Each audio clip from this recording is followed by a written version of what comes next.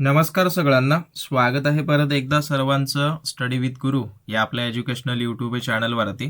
तर कामगार आयुक्तालय विभागामध्ये ज्या ज्या विद्यार्थ्यांनी अर्ज केला आहे अशा सर्व विद्यार्थ्यांसाठी अवघ्या ज्या काही शिल्लक दिवसामध्ये जेवढं होईल तेवढं MCQ वाचा. जे काही तुमचे कामगार कायदे व अधिनियम आहेत अशा कामगार कायद्यावर आधारित 7,000 MCQ ऑलरेडी बॅचमध्ये उपलब्ध करून देण्यात आलेले आहेत. ज्या ज्या विद्यार्थ्यांनी बॅच जॉईन केलेली नसेल त्यांनी लवकरात लवकर बॅच जॉईन करा.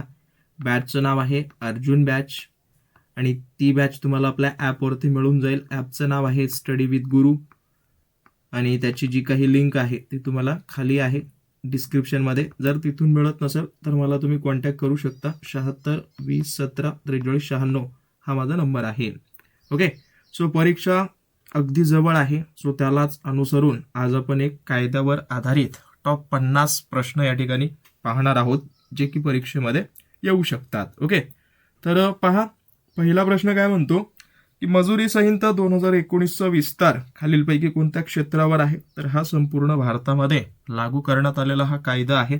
आणि परत परत सांगतोय, हे जे काही आहे किंवा हे जे 50 प्रश्न आपण पाहत आहोत तर हे या कायद्यातले आहेत आणि या कायद्यावर आमच्या टीमनं ऑलरेडी MCQ बनवलेले आहेत, त्यातलेच ते आहेत. नेमकं तुम्हाला आयडिया यावी कशा पद्धतीचं हे स्टडी मटेरियल आहे. परत काय म्हटलं की मजुरी संहिता 2019 नुसार लेखावर्ष कोणत्या वर्षी सुरू होतं? तर 2019 नुसार जे काही लेखावर्ष ज्याला आपण अकाउंटिंग इयर म्हणतो ते स्पेशली करून 1 एप्रिलपासून त्या ठिकाणी सुरू होतं आणि संपतं वगैरे कधी म्हटलं तर 31 मार्चला हे लेखावर्ष किंवा त्याला तुम्ही म्हणू शकता आर्थिक वर्ष. ओके, आता यालाच अनुसरून महत्त्वाचे तरतुदी आहेत की गेल्या वर्षीचं जे काही बोनस असेल ते पुढं किती महिन्यामध्ये देण्यात यावं असं संदर्भात आहे लेखावर्ष वगैरे संपल्यानंतर. ओके, तर लक्षात ठेवा, कलम 2 मध्ये सांगण्यात आलं, उपकलम जे 1 आहे याच्यामध्ये सांगण्यात आलेलं आहे की लेखावर्ष जे आहेत 1 एप्रिल या दिवशी सुरू होणारं जे वर्ष असतं त्याला आर्थिक वर्ष म्हणू शकता किंवा लेखावर्ष त्या ठिकाणी म्हणता येईल. ओके, बाकी थोडंसं बॅचबद्दल तुम्हाला माहिती सांगतो, बऱ्याच जणांना त्याच्याबद्दल माहिती नाहीये. ओके, ॲप डाउनलोड करून घ्या. आता ज्यांनी बॅच ऑलरेडी जॉईन केली आहे त्यांना त्याच्यामध्ये टेस्ट सिरीज अवेलेबल आहेत. बाकी ज्यांना बॅच जॉईन करायची नसेल त्यांच्यासाठी वेगळी टेस्ट सिरीज आम्ही चालू केलेली आहे. ज्या बॅचचं नाव वगैरे कामगार आयुक्तालय टेस्ट सिरीज आहे, त्याची फी 300 रुपीज आहे, हेही तुम्हाला स्पष्टपणे सांगतो.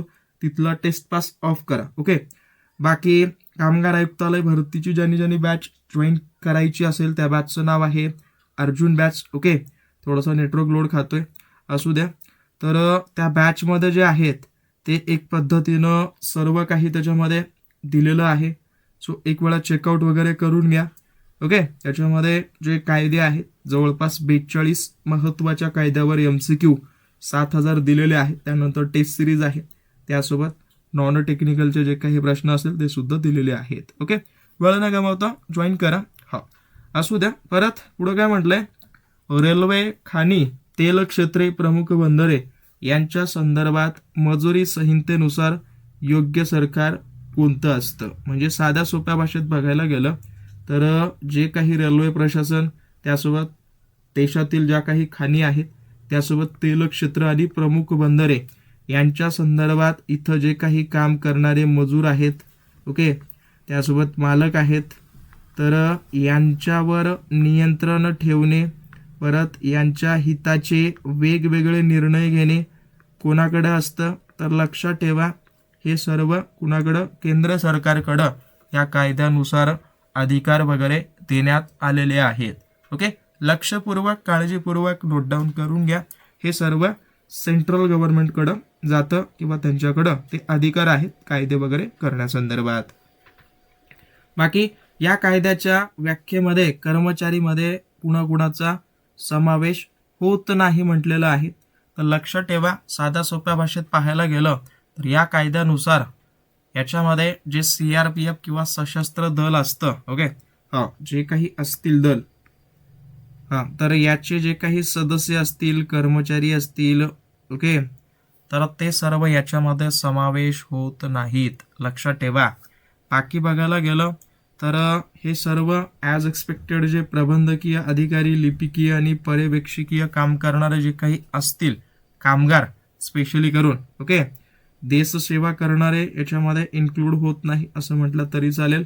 बाकी जे कामगार आहेत, ओके, त्यांचा याच्यामध्ये समावेश होतो असं या कायद्यानुसार सांगण्यात आलेलं आहे. परत पाहायला गेलं तर मजुरी संहितेचा कलम 2 याच्यामध्ये उपकलम 1 नुसार कारखाना क्षेत्रात नियोक्ता, ओके, एम्प्लॉयर म्हणून कोणाला जबाबदार धरले जाईल.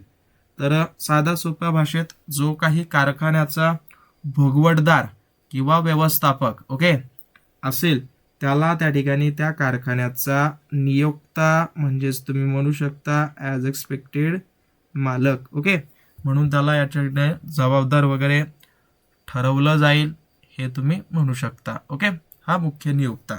आता हा याच्यामध्ये मजुरी संहितेमध्ये सुद्धा आहे किंवा त्याच्या व्यतिरिक्त जो काही कारखाना अधिनियम 1948 आहे ना, त्याच्यामध्ये सुद्धा हे स्पष्टपणे सांगण्यात आलेलं आहे. ओके, लक्षात ठेवा, काळजीपूर्वक नोट डाऊन करून घ्या. जर काही कळत नसेल तर बिनधास्तपणे विचारू शकता.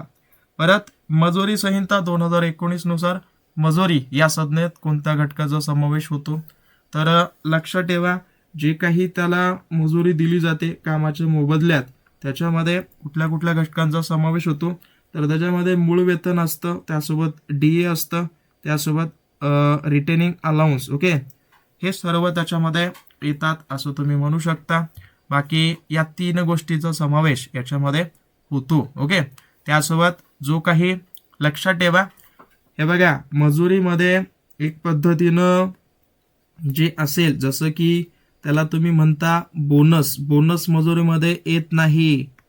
बोनस, त्यासोबत HRA अलाउन्स, ओके, त्यासोबत त्याच्या व्यतिरिक्त जो काही प्रवास भत्ता असेल, प्रवास भत्ता, त्याच्या व्यतिरिक्त अजून तुम्ही म्हणू शकता ग्रॅच्युइटी, ओके, ग्रॅच्युइटी. तर या सगळ्यांचा समावेश याच्यामध्ये येत नाही. ओके, याच्यामध्ये मजुरीमध्ये याचा समावेश येत नाही, लक्षात ठेवा. त्यासोबत जे काही PF असतं ना, ते सुद्धा मजुरीमध्ये येत नाही. बाकी मजुरीमध्ये हे 3च गोष्टी येतात: बेसिक पे, महागाई भत्ता आणि राखणी भत्ता.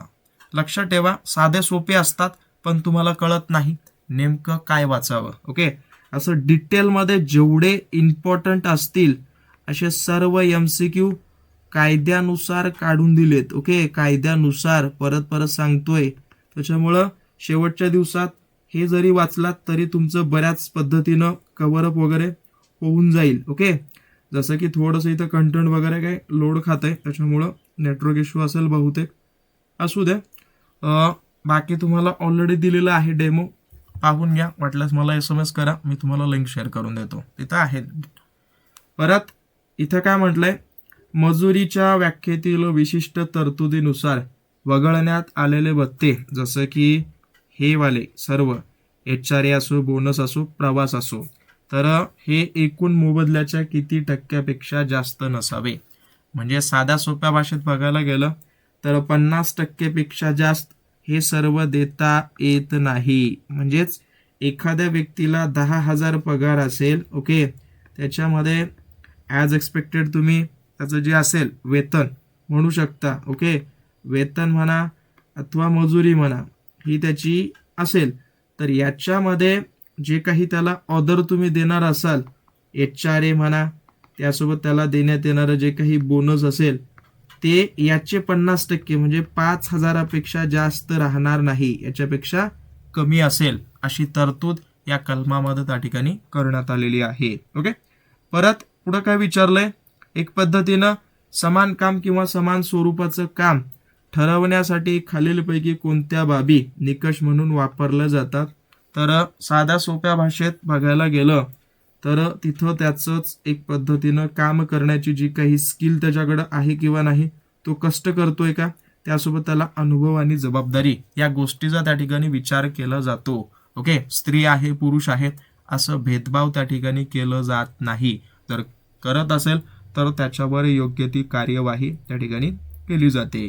परत मजुरी संहितेत कामगाराच्या हक्काचं संरक्षण आणि कायद्याचं पालन तपासण्यासाठी नियुक्त केलेला जो काही सरकारी अधिकारी असतो त्याला काय म्हणतात, तर लक्षात ठेवा या मजुरी संहिता जो काही कायदा असेल 2019 या कायद्यातले वेगवेगळे जे काही कलम असतील त्यासोबत नियम असतील, ओके, तर यांचं पालन त्यासोबत जे काही या कायद्याअंतर्गत होणाऱ्या ज्या काही शिक्षा, ओके, तर यांचं नियोजन लावणं त्यासोबत यांचं जर उल्लंघन वगैरे जर होत असेल तर अशा सर्व व्यक्तींवर कार्यवाही करणं, याच्यासाठी महत्त्वाचा म्हणजे काय, कुठला अधिकारी नेमला जातो, तर त्या अधिकाऱ्याचं नाव आहे निरीक्षक सह सुविधाकार, ओके, हा त्या ठिकाणी नेमला जातो. कोण नेमतात, एक पद्धतीनं सरकारी अधिकारी वगैरे त्या ठिकाणी नेमण्यात येतो, ओके. लक्षपूर्वक नोट डाऊन करून घ्या. याच संहितेचा जो काही कलम 51 आहे याच्यानुसार याची नेमणूक वगैरे केली जाते. माहिती असू द्या, सहसा तरी कलमावर प्रश्न कमी येतील या भावनेनं जा, कारण का कलम फार आहेत. जे महत्त्वाच्या बाबी आहेत ते थोडंसं पाठांतर करा. बाकी मजुरी संहितेनुसार केंद्र सरकारनं स्थापन केलेल्या केंद्रीय सल्लागार मंडळात कोणाचा समावेश असणं अनिवार्य आहे, तर लक्षात ठेवा नियोक्त्याचे प्रतिनिधी म्हणजेच जो काही मालक आहे तर त्याच्याकडून जो त्यानं माझे प्रतिनिधी ॲड करू शकतो, परत त्याच्यासोबत कामगारांचे प्रतिनिधी, ओके, त्यासोबत एक स्वतंत्र व्यक्ती, त्याच्या व्यतिरिक्त 50% महिला प्रतिनिधी, ओके. 50% महिला प्रतिनिधी म्हणजेच काय, तर जे काही हे प्रतिनिधी असतील म्हणजे टोटल प्रतिनिधींची संख्या समजा 400 असेल तर या 400 मधले 200 महिला ज्या आहेत त्या महिला प्रतिनिधी वगैरे निवडलं जातं, ओके. जर तिथं अवेलेबल असतील तर लक्षात ठेवा, तर तिथं नसतील तर ती तरतूद वगैरे तिथं लागू होत नाही असं तुम्ही म्हणू शकता, ओके. तर लक्षपूर्वक नोट डाऊन वगैरे करून घ्या. आणि अजून एक त्यांनी याच्यामध्ये तरतूद केली आहे, समजा 3 जर एकूण संख्या असेल तर 1/3 म्हणजेच एखादा महिला अधिकारी असणं अनिवार्य आहे, म्हणजे 33% आरक्षण त्या ठिकाणी लागू करण्यात आलं, पण जास्तीत जास्त 50%. लक्षात ठेवा. परत जर एखाद्या आस्थापनेत औद्योगिक विवाद निर्माण झाला तर मजुरी संहितेनुसार तो सोडवण्यासाठी प्राथमिक अधिकार कोणाला असतो. एखाद्या ठिकाणी भांडण वगैरे झालं तर त्या ठिकाणी सगळ्यात महत्त्वाचा अधिकार कोणाला असतो, की जे औद्योगिक न्यायालय आणि वेगवेगळे करार करणारे जे मध्यस्थ व्यक्ती असतील तर त्यांना त्या ठिकाणी सोडवण्याचा अधिकार असतो असं याच्यामध्ये दिलेलं आहे. किंवा हा याची तरतूद त्याच्यामध्ये औद्योगिक जो काही विवाद अधिनियम आहे, विवाद कायदा म्हणा, अधिनियम म्हणा, जो काही हा कायदा 1947चा आहे, या कायद्यात हे स्पष्ट करण्यात आलं किंवा याच्यामध्ये सुद्धा हे सांगण्यात आलेलं आहे. हे बघा त्याच्यामध्ये कसं आहे, एका कायद्यामध्ये कुठला दुसरा कायदा तिसरा कायदा आहे, त्याच्यामुळं जे कायदे आहेत ते व्यवस्थित पाठांतर करा किंवा जे महत्त्वाचे बाबी आहेत ते वाचून घ्या. परत मजुरी संहितेच्या कलम 5 नुसार कोणताही नियोक्ता आपल्या कर्मचाऱ्याला कशापेक्षा कमी मजुरी देऊ शकत नाही. लक्षात ठेवा, एखादा या ठिकाणी मालक असेल, जर तो मालक मजुरी वगैरे जर एखाद्या व्यक्तीला कमी देत असेल, ओके, तर त्याच्यावर कार्यवाही केली जाते. परंतु जी ही मजुरी आहे ती नेमकं कोण ठरवू शकतं असा हा प्रश्न आहे असं तुम्ही म्हणू शकता.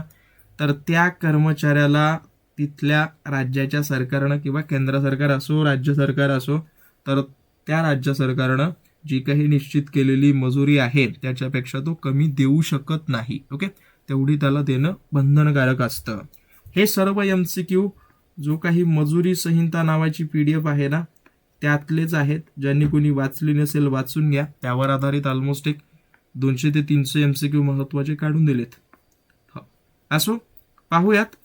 केंद्र सरकारद्वारे कामगाराच्या राहणीमानाचा दर्जा लक्षात घेऊन निश्चित केल्या जाणाऱ्या मजुरीला काय म्हणतात. म्हणजे साध्या सोप्या भाषेत जे काही त्याला अतिरिक्त अलाउन्स वगैरे दिलं जातं, ओके, त्याला काय म्हणतात अशा पद्धतीचा हा प्रश्न आहे.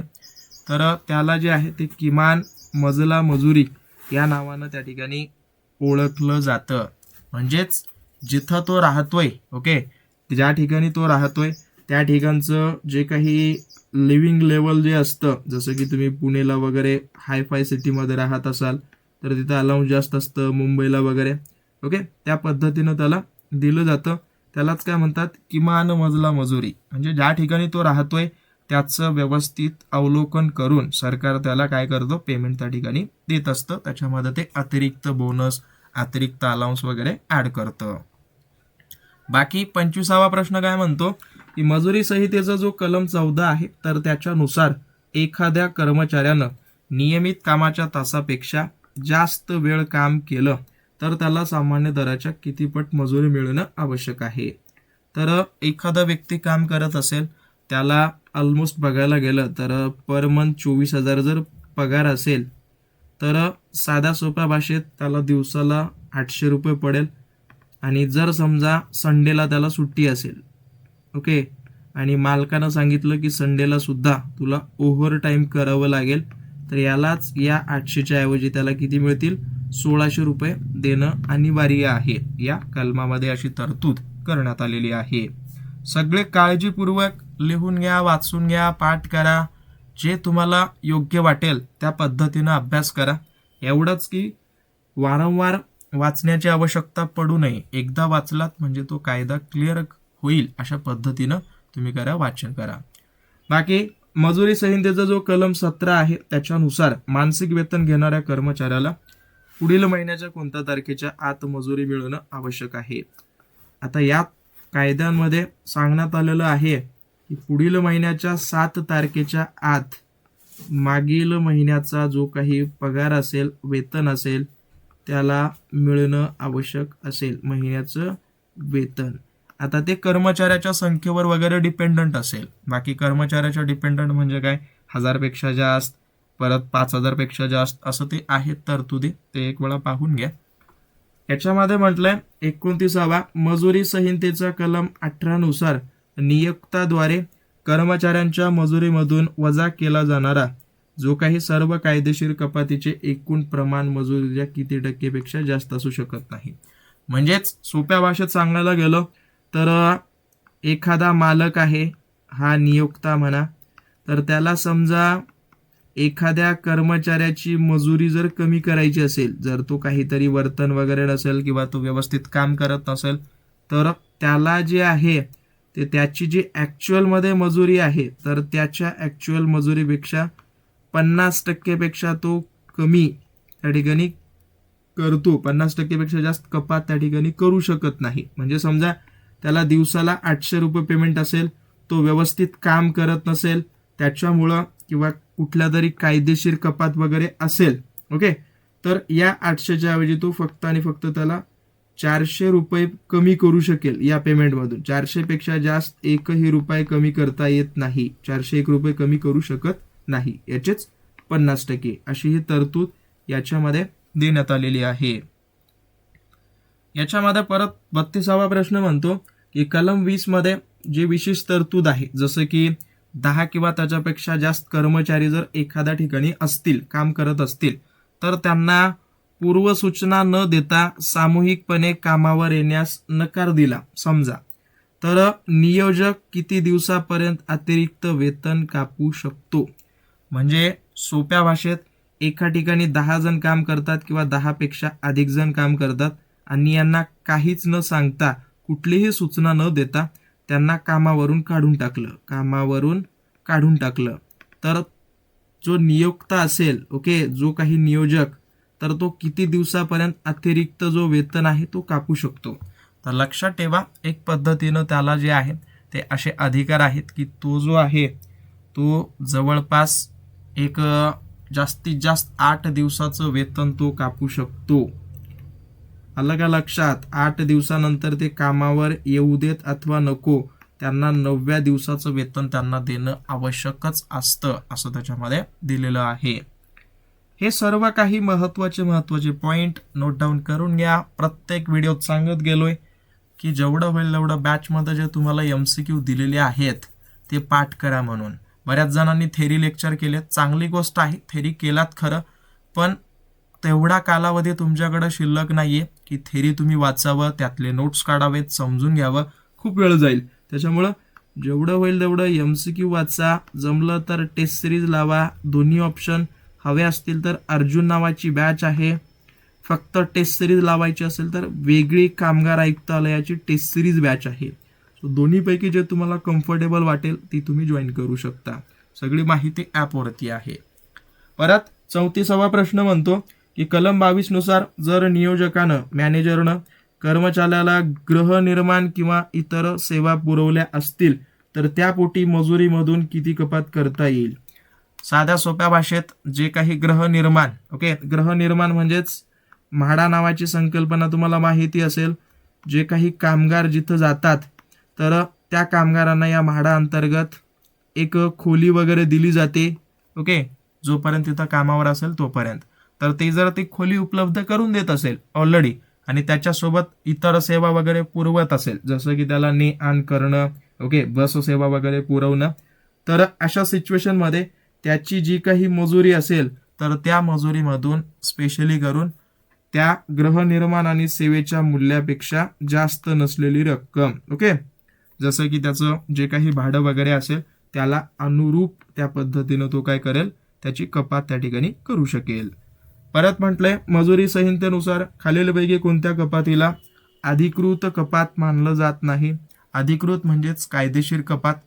जर एखादा नियोजक म्हणा किंवा या कायद्यानुसार बघायला गेलं तर नियोक्ता जो आहे तो एखाद्याला वैयक्तिक व्यवसायातील तोट्याची जी काही वसुली वगैरे झाली समजा, तर तशा सिच्युएशनमध्ये कुठल्याही मजुराचं वेतन तो कपात करू शकत नाही किंवा कमी करू शकत नाही ॲक्च्युअलमध्ये जेवढं आहे ते. कारण का, हे पर्सनल रिझन असतं कुणाचं, हा मालकाच्या जीवनामध्ये कुठलं तरी वैयक्तिक व्यवसायामध्ये तोटा वगैरे जर झाला, घाटा वगैरे जर झाला तर त्याच्यामुळं तो इतर कर्मचाऱ्यांना कमी वेतन देऊ शकत नाही किंवा जे ॲक्च्युअलमध्ये वेतन आहे तेवढंच देणं त्याच्यावर अनिवार्य असतं. परत मजुरी संहितेचा कलम जो 26 आहे त्याच्यानुसार विशिष्ट लेखा वर्षात बोनस मिळवण्यासाठी कर्मचाऱ्यानं त्या वर्षात किमान किती दिवस काम केलेलं असणं बंधनकारक आहे. म्हणजे एखादा कामगार असेल, जर त्याला बोनस आवश्यक किंवा मिळवायचा असेल तर त्याला जे आहे ते कंटिन्यू 30 दिवस काम करणं अनिवार्य असेल. जर त्यानं 30 दिवस जर काम केलं तर तिथं जे आहे ते त्याला बोनस त्या ठिकाणी मिळतो असं तुम्ही म्हणू शकता. ओके, 30 दिवस पूर्ण काम या पद्धतीनं. बाकी पाहायला गेलं तर 43वा प्रश्न, मजुरी संहितेचा जो कलम 26(3) आहे याच्यामध्ये सांगण्यात आलंय की एखाद्या कंपनीमध्ये आस्थापनेमध्ये वाटप करण्यायोग्य, ओके, अधिशेष उपलब्ध असेल तर कमाल बोनसची मर्यादा मजुरीच्या किती टक्क्यापर्यंत असू शकते. तर जवळपास जे आहे ते 8.33, ओके, किंवा 8% 3 पॉईंट हे जे आहे ते त्याच्यामध्ये ॲड करू शकता. किंवा याच्यामध्ये काय म्हटलंय, कमाल, ओके, जास्तीत जास्त बोनस वगैरे. ओके, लक्षात ठेवा, एखाद्या ठिकाणी मोठ्या प्रमाणात अधिशेष वगैरे उपलब्ध असेल, वाटप वगैरे करायचं असेल तर तशा सिच्युएशनमध्ये जे काही बोनस असेल तर त्याची पेमेंट समजा 10,000 असेल तर 10,000चे जे काही 20% होतील 2,000, तर या 2,000पेक्षा जास्त त्याला मिळणार नाही बोनस. बाकी कितीही फायदा होऊ द्या कंपनीचा वगैरे, त्या पद्धतीने ती तरतूद आहे. बाकी 47वा प्रश्न काय म्हणतोय पाहून घ्या आणि मला उत्तरं द्या. याच्यामध्ये सांगण्यात आलंय मजुरी संहितेचा जो कलम आहे त्याच्यामध्ये बोनसची संपूर्ण रक्कम संबंधित लेखा वर्ष संपल्यापासून, म्हणजेच 31 मार्चला संपत वर्ष, तर संपल्यापासून जे काही बोनस आहे तर ते जास्तीत जास्त किती कालावधीच्या आत देणं बंधनकारक असतं. तर इथून मार्चपासून ते पुढची 8 महिन्याच्या आतमध्ये जेवढे कर्मचारी आहेत त्यांना त्यांच्याप्रमाणे बोनस देणं अनिवार्य त्या मालकाला असतं किंवा तिथल्या नियोजकाला असतं. बाकी मजुरी संहितेचा कलम 45 नुसार प्राधिकरणानं दिलेला जो काही अंतिम निर्णयाविरुद्ध एखाद्या पक्षाला अपील करायचं असेल तर ते किती दिवसाच्या आत करावं. म्हणजे एखाद्या ठिकाणी कामगारावर अन्याय झालाय आणि त्यानं केस केली आहे आणि त्या केसमधून जो काही निर्णय दिलाय तर ते जर निर्णय त्याला मान्य नसेल तर परत तो अपील करण्यासाठी किती दिवसाचा कालावधी असतो, तर जवळपास निर्णय जर आज मिळाला तर त्याला पुढच्या 90 दिवसाच्या नंतर किंवा 90 दिवसाच्या आतमध्ये, ओके, 90 दिवसापर्यंत त्याला डबल अपील करता त्या ठिकाणी येतं. बाकी आशा करतो तुम्हाला व्यवस्थित समजलं असेल. या कायद्यावर आधारित खूप सारे आहेत तसे MCQ, पण इथं जे आवश्यक वाटलेत तुम्हाला कळावं, कशा पद्धतीचे हे MCQ असतात, कशा पद्धतीचे स्टडी मटेरियल असतं ते कळावं. ओके, बाकी काही डाऊट असतील अवश्य मला विचारू शकता. बाकी ज्यांनी कोणी बॅच जॉईन केली नसेल अशा सर्व विद्यार्थ्यांना विनंती आहे, जर तुम्हाला खरंच परीक्षा क्लिअर करायची असेल, अभ्यास झाला नसेल शेवटच्या दिवसामध्ये, ही तुम्हाला एक सुवर्ण संधी आहे. ओके, बाकी भेटेन तुम्हाला पुढच्या भागामध्ये. धन्यवाद. पाहता आपलं आवडतं YouTube चॅनल